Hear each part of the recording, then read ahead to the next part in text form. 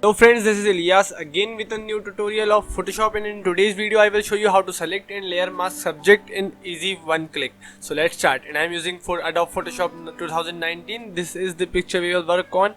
Unlock the layer and we will put this background behind it to see the change by copy paste, and now resize it if it's not of the image size with Ctrl plus T or Command plus T for Mac, and place it behind the main layer. Now you have to go to quick selection tool and go to select and mask, and then click this select subject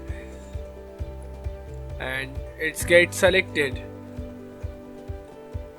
Now you have to use refine brush tool if needed, then in output to set it to layer mask, and okay, it's done. You can see the results and its sharpness.